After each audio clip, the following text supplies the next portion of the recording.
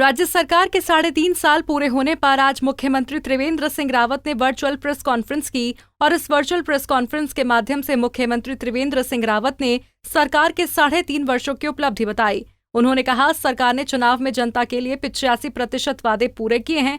CM ने कहा, 3.5 साल का जो सरकार ने कार्य किया उसका हिसाब किताब हम जनता के सामने रखेंगे।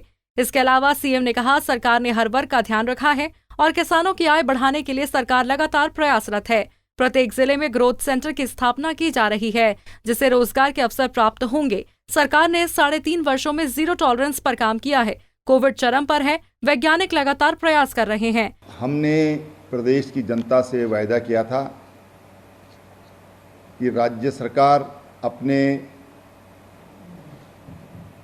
जो वायदे हमने प्रदेश की जनता से किए, जो काम हम कर रहे हैं, हम पूर्ण पारदर्शिता के साथ उसका हिसाब किताब ये जनता को देंगे। इन 3.5 वर्षों में हमने इस बात का सदैव ध्यान रखा कि राज्य में भ्रष्टाचार पर हम जीरो टॉलरेंस की नीति रखेंगे। जो वायदे हमने जनता से किए, उन वायदों को लेकर के और हम जनता को उसका हिसाब देंगे।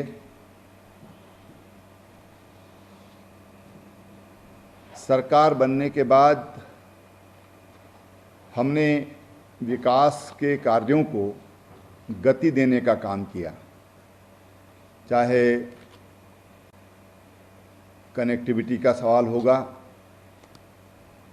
किसानों से संबंधित सवाल होंगे, युवाओं से संबंधित होंगे, महिलाओं से संबंधित होंगे। हमने जो वायदे जनता से किए उनको पूरा करने का प्रयास किया। अगर हम भर्ती की बात करें तो 2014 से 2017 तक कुल 8 परीक्षाएं आयोजित की गई। मैं थोड़ा कंपैरेटिव आपको बता रहा हूँ। 8 परीक्षाएं आयोजित की गई, जिनमें 801 पदों पर चयन हुआ, जबकि 2017 से 2020 यानी 3 वर्षों में हमने 59 परीक्षाएं आयोजित की, 59, जिनमें 6000 पदों पर चयन का काम पूरा हो गया है। वर्तमान में जो अध्याचन की प्रक्रिया जो गतिमान है वो 7200 पदों पर है। तो आप कल्पना कर सकते हैं कहाँ 801 और कहाँ 6000।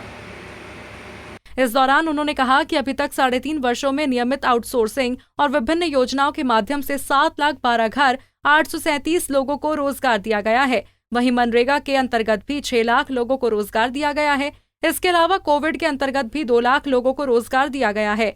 पर्वतीय क्षेत्रों में 800 करोड़ का निवेश किया गया है, जिसमें कई विकासशील कार्य गतिमान हैं। यात्रा को सुव्यवस्थित बनाने के लिए 4 धाम देवस्थानम बोर्ड का गठन किया गया है। देहरादून से कुलदीप रावत की रिपोर्ट।